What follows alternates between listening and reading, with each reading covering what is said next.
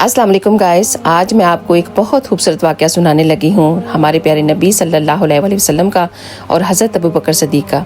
Please इसको बिल्कुल skip मत कीजिएगा, एक दफ़ा इसको ज़रूर सुनकर जाइएगा। एक दफ़ा नबी पाक सल्लल्लाहु अलैहि वसल्लम सहाबा से फरमाते हैं कि यार यहाँ रोज़ ना बैठे रहा करो, वक्फे से मिला करो, क्योंकि रोज़ मिलने से इंसान की कदर ख़त्म हो जाती है। आपने किसी एक सहाबा से नहीं कहा था, बल्कि सहाबा के मजमे को देखकर ये बात की थी।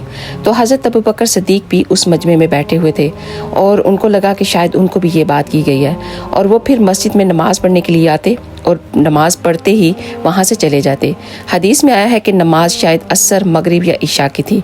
तो नबी पाक ने ज़ोहर की नमाज़ पढ़ने के बाद पूछा हज़रत अनस बिन मालिक से कि हज़रत अबू बकर सदीक़ नहीं आए।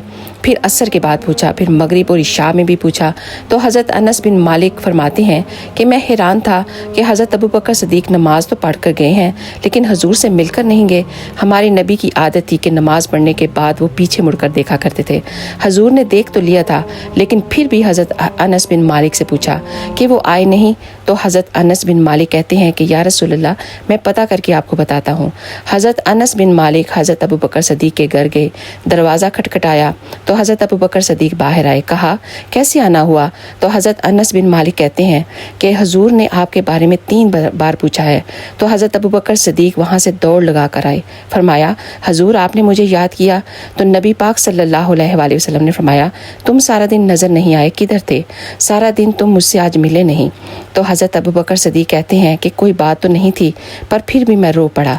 हजूर आपने ही तो कहा था कि ज़रा वक्फे से मिला करो, मोहब्बत बढ़ती है। तो हुजूर फरमाने लगे कि ए अबू बकर सदीक़, मैंने तुम्हें नहीं कहा था, मैंने तो ये मजमा देखकर सहाबा को कहा था जो यहाँ हर वक्त बैठे रहते हैं। आपने फरमाया ए अबू बकर, तुम यहाँ मेरे पास ही रहा करो, तुम रहते हो तो मेरा दिल भी लगा रहता है। सुभान अल्लाह, कितना खूबसूरत वाक़या है ना, एक दफ़ा ज़रूर शेयर कीजिएगा। जज़ाकल्लाह खैर।